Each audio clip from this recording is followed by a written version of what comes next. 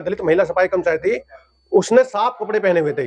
तो अब जो बीजेपी की पार्षद थी, उसने ये कहा, कहकर अपमानित किया कि तुम तो दलित है, तुम्हें साफ कपड़े पहनने का अधिकार नहीं है, तुम्हें कौन दलित के साफ कपड़े पहनने का। तो ये दिल्ली राजधानी की घटना है कि ये वो लोग हैं जो एक तरफ तो कहते हैं कि भाई हिंदू हिंदू भाई भाई। अब मुझे ये बताइए कि ये जो बिल आ रहा है यूजीसी वाला, ये क्या मुसलमान के लिए आ रहा है? 131 सांसद हमारे करीब संसद में सदन में है, बैठे हुए हैं। वो ये समझ लो कि वो गुलाम है। तो आज जो हम मीटिंग हुई, सारे प्रबुद्ध लोग थे और उन प्रबुद्ध लोगों ने यह निर्णय लिया है कि भाई अब समाज पे बहुत अत्याचार हो चुका है, उस अत्याचार को रोकने के लिए हमें कोई ऐसे कदम उठाने पड़ेंगे, ऐसे सख्त कदम उठाने पड़ेंगे जिससे कि समाज में अत्याचार रुक जाए। ये आज की जो मीटिंग हुई, किन किन मुद्दों को लेकर चर्चा हुई और समाज में जो घटनाएं हो रही हैं उन पर अंकुश कैसे लगाया जाए? देखिए विकास भाई, जो आज की हमारी मीटिंग है यहाँ, जो आज हमारी गाजियाबाद में मीटिंग हुई है, ये सामाजिक मीटिंग है। और जैसे कि आपने देख रहे हैं कि समाज में लगातार समाज के ऊपर जो है, एक तो जातिवादी जो लोग हैं वो लगातार हमले कर रहे हैं और वो यहाँ तक हमले कर रहे हैं कि हमारी हत्या, बलात्कार, लूट, और अब साथ साथ में देखा होगा आपने कि जैसे यूजीसी वाला जो कानून हमारे पक्ष में आ रहा है, उसको लेकर के भी ये लोग हमारे विरोध में आ गए। अब इससे साफ साफ इनकी मानसिकता का पता लगता है कि ये वो लोग हैं जो एक तरफ तो कहते हैं कि भाई हिंदू हिंदू भाई भाई। अब मुझे ये बताइए कि ये जो बिल आ रहा है यूजीसी वाला, ये क्या मुसलमान के लिए आ रहा है? ये भी तो लोग हिंदू है सारे वो। तो अब इनकी मानसिकता साफ दर्शाती है कि सिर्फ हिंदू का जो नाम लेते हैं, हिंदू सिर्फ कौन है? हिंदू ब्राह्मण, बनिया, ठाकुर और भूमिहार, ये लोग हिंदू हैं। बाकी जितने भी SC ST OBC हैं या माइनॉरिटी, वो हिंदू नहीं है। तो इनकी मानसिकता साफ, इनकी जो बयानबाजी है, इनकी जो एजेंडे, वो साफ दिखाते हैं। दूसरी बात क्या है, अभी दिल्ली की हम घटना ले लेते हैं। अभी मेरठ में देखा आपने, मेरठ में हमारी एक महिला को उसका सिर काट कर गए और लड़की का अपहरण कर लिया। उसके बाद एक वहाँ पिछड़े समाज का सोनू कुमार नामक व्यक्ति, उसको जिंदा जला दिया गया। तो ऐसी तमाम घटनाएं लगातार समाज में बढ़ रही हैं जो दलितों के साथ, पिछड़ों के साथ हो रही हैं। और अभी वर्तमान की घटना है, करीब 2 दिन पहले हमारी एक जो दलित महिला सफाई कर्मचारी थी, उसने साफ कपड़े पहने हुए थे।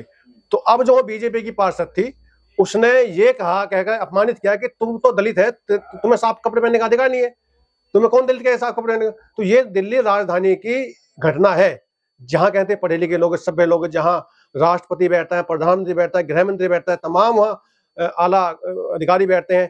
तो उसी राजधानी में हमारे लोगों के साथ इस तरह घटनाएं घट रही हैं कि जातिवादी जो आतंकवादी, कहूंगा उनको मैं, जातिवादी जो आतंकवादी हैं, वो हमारा बार बार अपमान कर रहे हैं, शोषण कर रहे हैं और ऊपर से वो हमें ही जातिवादी कहते हैं। ये बहुत खतरनाक हो रहा है। इसलिए आज जो यहाँ मीटिंग हुई है, जिसमें समाज के तमाम बुद्धिजीवी लोग आए थे, उन्होंने चर्चा की है। इसमें कानूनी रूप से हम जो लड़ाई लड़ेंगे, समाज की जो लड़ रहे हैं लोग हमारे जो, और भविष्य में हमें कौन सी योजना पर काम करना, सारी योजना यहाँ बैठ करके तय की गई है और उसी को लेकर हमारी मीटिंग यहाँ पे थी। क्या लग रहा है जो वर्तमान में स्थिति है इस समय, तमाम नेता भी हैं वो उस तरीके से संसद में आवाज भी नहीं उठा पाते हैं, जो घटनाएं लगातार हो रही है, एक भी घटना पर संसद में चर्चा नहीं हुई है, जबकि तमाम ऐसे मुद्दे हैं जिनका जनता से कोई सरोकार नहीं है, दलित समाज से कोई सरोकार नहीं है, उनपे घंटों 10 घंटे चर्चा हो जाती है।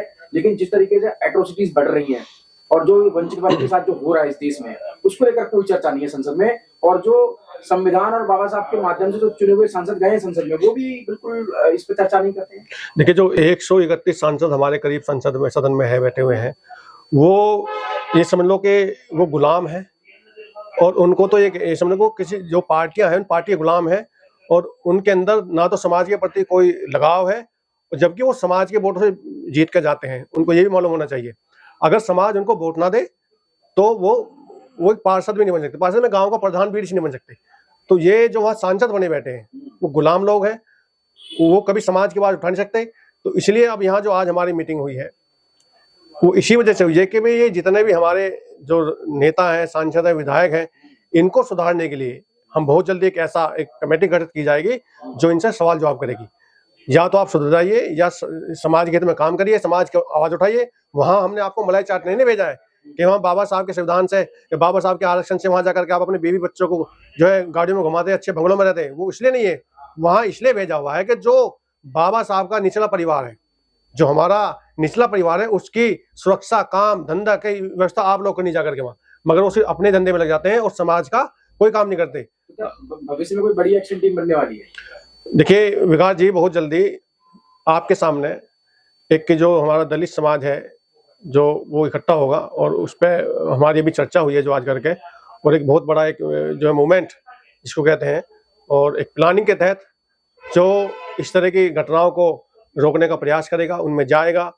और मैं साफ साफ बता दूं आपको, आने वाले समय में आपको एक बदलाव दिखेगा जो समाज हित में, वो बदलाव काम करेगा। जैसे कि भीम आर्मी जो संगठन है वो पूरे देश में है और वो समाज की लड़ाई लगातार लड़ रहा है, उसी तरीके से ही अब उसको और धारदार करके उसको चलाया जाएगा। जो समाज में लगातार घटनाएं हो रही हैं उन घटनाओं को अंकुश लगाने का काम वो करेगा। और जब तक कोई संगठन नहीं चलता या कोई भी पार्टी नहीं चलती, जब तक आप जो समाज का प्रबुद्ध समाज है, जो प्रबुद्ध लोग हैं, अगर वो साथ जब तक नहीं देंगे कोई भी संगठन नहीं चलता। तो आज जो हम मीटिंग हुई सारे प्रबुद्ध लोग थे और उन प्रबुद्ध लोगों ने यह निर्णय लिया है कि भाई अब समाज पे बहुत अत्याचार हो चुका है, उस अत्याचार को रोकने के लिए हमें कोई ऐसे कदम उठाने पड़ेंगे, ऐसे सख्त कदम उठाने पड़ेंगे जिससे कि समाज में अत्याचार रुक जाए। नहीं तो लगातार ये अब हमारे घरों तक हमले कर रहे हैं, और ये हमला आपके मेरे घर पे नहीं, ये हर उस समाज के घर पे हमला है जो सुरक्षित आपको समझ रहा है। और खासकर ये उनके घरों पे ज्यादा हमला जो कोठी बंगलों में है ना, वो कहते हैं हम तो सुरक्षित हैं, हमारे दरवाजे बड़े बड़े लोहे के गेट हैं, हम तो सुरक्षित हैं। उनके साथ ज्यादा घटना घटने वाली आने वाले समय में।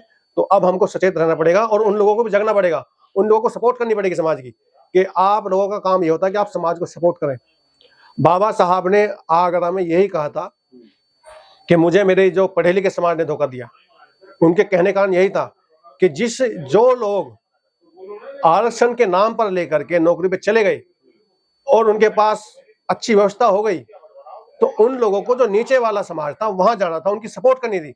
मगर उन लोगों ने हमेशा जो ऊपर वाले लोग थे, जो जनरल कास्ट के लोग थे, उनके साथ दोस्ती कर ली, जबकि उनको कमजोर निचला हमारा कमजोर भाई था उसका सपोर्ट करना था, मगर वो भूल गए। तो इसलिए जो ये हमारे समाज की जो खाई है, जो आपसी भाईचारे खाई, इसलिए बढ़ती चली गई। अब आप इनसे सीख लो, ये लोग लगातार अपने समाज की खूब जो मदद करते हैं, हेल्प करते हैं और हर तरीके से करते हैं, मगर हमारा समाज जो है वो हेल्प करने के नाम पे पीछे आ जाता है। एक बड़ा सवाल ये भी खड़ा होता है कि आजाद समाज पार्टी जब बनी है तो क्या आपको लगता है कि अब भीम आर्मी का डाउनफॉल भी हुआ है पार्टी बनने के बाद? आपको लगता है ऐसा? देखिए उससे पहले हम देखते थे तो भीम आर्मी के अगर कार्यकर्ता पुलिस थानों में चले जाते थे या कहीं पर कोई हिंसा होती थी, कोई घटना होती थी तो तुरंत एफआईआर दर्ज होती थी, लेकिन आजकल तो भीम आर्मी के तमाम कार्यकर्ताओं को मतलब मारा जा रहा है। अभी एक घटना आई है उत्तर प्रदेश से जहां पर उस बच्चे की जो हत्या हो गई औरैया में। तो आपको लगता है कि डाउनफॉल हुआ है या कुछ उस तरीके की रणनीति में कमी आई है? देखिए, भीम आर्मी जो संगठन है वो सामाजिक संगठन है। पहले तो मैं ये बता देना चाहता हूँ जो हमारे लोग हैं, जो दर्शक हैं या जो हमारे समाज के लोग हैं, कि भीम आर्मी एक सामाजिक संगठन है जिसकी पूरे देश में जो स्थापना हुई है वो जंतर मंतर से 21 मई 2017 को हुई है। उस समाज ने पूरे जो दलित समाज ने इकट्ठा होकर के इसकी जिम्मेदारी भाई चंद्रशेखर के कंधों में दी हुई है। और चंद्रशेखर भाई बहुत अच्छा काम जो है देश में कर रहे हैं, समाज में जा रहे हैं, समाज की लड़ाई में जा रहे हैं। चंद्रशेखर भाई बहुत अच्छा काम कर रहे हैं, मगर जो भीम आर्मी का पद लिए हुए लोग बैठे हैं, मुझे ऐसे लगता है कि वो लोग कहीं ना कहीं अपने काम से नजर छुपा रहे हैं और काम को सही तरीके से नहीं कर पा रहे। तो अब क्या है, हमें यही एक्शन लेना पड़ेगा। जो समाज में समर्पित काम करने चाहते हैं, जो लोग समाज के लिए समर्पित हैं, उनको जिम्मेदारी दी जाएगी और वही लोग भीम आर्मी को सही तरीके से चलाएंगे। जैसे पहले भीम आर्मी जब स्टार्टिंग हुई तो भीम आर्मी का एक बहुत रुतबा था देश में, वही रुतबा जब भी काम होगा जब वहाँ निस्वार्थ वाले लोग आएंगे। वो खाली ऐसे नहीं कि मैं पद लेकर के बैठ गया और मेरे पास 4 आदमी नहीं है और मैं किसी घटना में नहीं जा रहा। तो ये भीम आर्मी पे कहीं ना कहीं अंकुश लगाता है। इसमें बदलाव बहुत जल्दी होगा। इसका निर्णय जो है समाज लेगा और संगठन लेगा। आने वाले समय में आपको इसमें बदलाव देखने मिलेगा और भीम आर्मी पूर्ण रूप से सुचारू रूप से दोबारा से काम करने चालू कर देगी। तमाम लोगों को क्या कहना चाहेंगे सर? देखिए, मेरा जो तमाम लोगों को यही कहना है कि भाई जिस तरीके से हमारे समाज के ऊपर लगातार घटना घट रही हैं और हम लोग अलग अलग जो संगठन या दल बना के काम कर रहे हैं, तो इस तरीके से हम लोग कभी ना तो घटना को रोक पाएंगे और ना कभी सक्सेसफुल होंगे। हमारा जब उद्देश्य एक है तो हमारे रास्ते भिन्न भिन्न क्यों?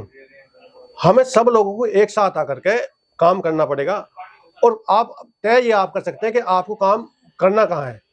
क्योंकि मैं देखता हूं कि तमाम लोगों ने अपने अपने संगठन बना करके गलियों में, मोहल्लों में, जिलों में बना कर काम कर रहे हैं, मगर फल क्या है उसका? जीरो है, खाली जीरो है उसका। तो अब मेरी उनसे गुजारिश है भाई कि सब लोग, जब हमारा मकसद एक, मंजिल एक, तो हम लोग अलग अलग रास्ते पे क्यों चल रहे हैं? हमें रास्ता एक अपनाना पड़ेगा, और एक रास्ते पे जब हम इकट्ठा होकर के चलेंगे तो आपकी ताकत का एहसास होगा।